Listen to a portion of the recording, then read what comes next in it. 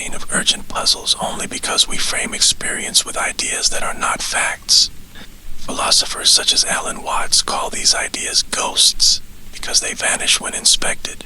The instinct to survive, the solid stuff of matter, the picture of a lone self resisting its world.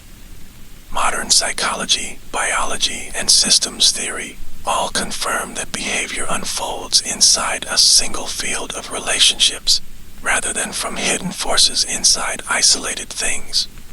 When we accept that view, the sense of endless struggle lifts, and the maze of problems clears. Watts argues that life is not a problem to be solved, but a reality to be experienced, and the burden we feel comes from treating open experience as a riddle that must have an answer. This framing plants a phantom task in every moment. What do I do next? How do I win? Though no such task exists outside thought. Clinical writers describe neurosis as a loop of anxious, repetitive behavior that never reaches closure. The loop persists because the underlying question, how can I be finally safe, has no final answer.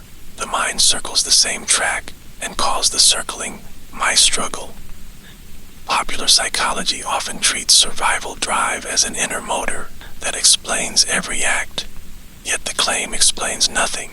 We live until conditions change and we die, at which point the supposed motor disappears. The story of a built-in drive adds a layer of mystery but no measurable fact. A distant nebula looks like a solid star. A larger telescope reveals a spiral of countless suns. Stuff was only blurred pattern. Gregory Bateson warned that we freeze patterns into things because fixed nouns feel simpler than moving relationships. Beneath our labels lies ordered activity, not lumps of substance pushing one another. Skin seems to hold the body together, yet it holds because the air presses on it with about 14.7 pounds per square inch. Remove the air, and the body bursts. Shape is co-created by inside and outside. Ecological psychology reaches the same conclusion. Organism and environment form one functional system and cannot be cleanly split.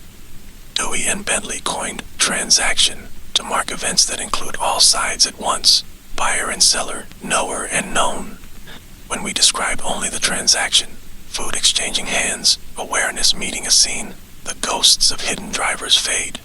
Ryle later called the leftover image of a mind inside the body the ghost in the machine. Picture each moment as a meeting rather than a fight. Breath meets air, ideas meet listeners, muscles meet gravity. No isolated self stands apart, and no overarching puzzle waits to be solved.